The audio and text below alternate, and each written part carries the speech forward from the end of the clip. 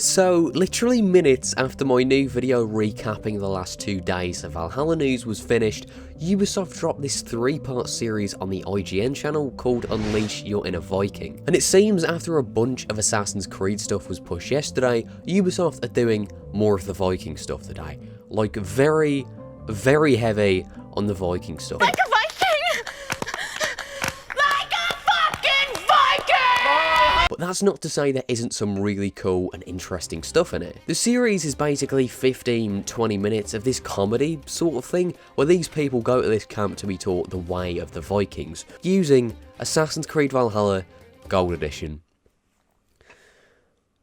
And basically, in between that, we get little bits of gameplay that reveal more than you'd expect from a thing like this. I'll get into the biggest thing for me, and that's this, halfway through episode 2, and this really stuck out to me. So as we know, you can pick between male and female Eivor on the fly. However, in the middle of the two on this screen is this option. And this option lets the animus choose, which says it will represent the stronger memory stream at that time. And if we put lore to one side, because that has long been broken, this seems like the most canon option. If it's the animus showing you what really happened, which I still don't really get, it seems like the go-to choice for me, and I know it will be for a lot of people in the community who really don't care what gender they are. With that said, I don't really like the idea of switching midway through the game. Of course, Eivor is one character, but I don't want to get really attached to one iteration and then in another scene, it's a different version. This seems like it will be connected to the explanation as to how both Eivors are canon, but it's really not been explained yet. And as much as I don't appreciate the fact we now have to go through all these hoops like Viking rap battles for charisma points and flip-flopping between genders for a canon playthrough, I appreciate that a canon option is there.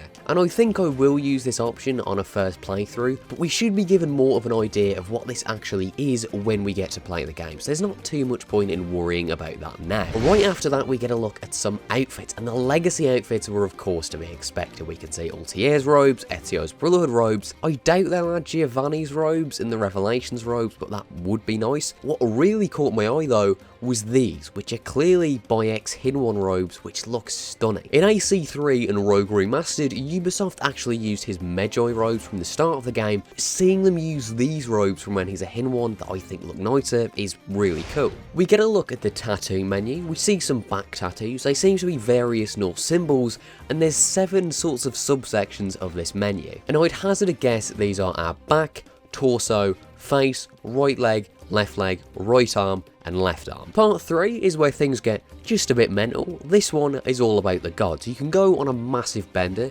#LikeAViking, and get all these hallucinations. As I predicted in that last video, the reasoning for Asgard existing in Valhalla is indeed that Valka, the seer, gives you a mixture and you go there in hallucination. Jotunheim is also a thing too, and it's here that we get to fight some of the gods. When the narrator mentions gods, we actually see this person who I think is Odin. He's missing an eye and looks a lot like the Odin that Eivor saw in the cinematic trailer. And also in that GameSpot article, we were told Valka would try and get us to relive Odin's memories. So that's potentially what this is, us playing as Odin, but that's a bit mental, so I won't put all my chips on that just yet. After that, we see our Yoms Viking. Now these were announced back when the game was and haven't really been touched on since. Here we see we can customize them, making them proficient in certain skills such as archery, and then other players can use them, which will probably get us some kind of reward. As far as I can see from these images, we can't customize their looks as in their body or their face, so I know this is a weird comparison, but I feel they could be similar to the lieutenants in Odyssey, where you can capture some high level Viking and make him a Yoms Viking. There's some other stuff, like we see one of the wolves we can ride, and if you pre-order certain editions of the game, you can actually get certain wolves on launch. And if you haven't pre-ordered the game already, months ago I made a video about all the various editions that I'll link in the description. And to be fair, I think that's it. I know this is a shorter one, but there was a bunch of stuff here that seemed quite important and not really a lot of detail on it. But yeah, as I say, if you guys want to see this in full for yourself, I'll link it in the description.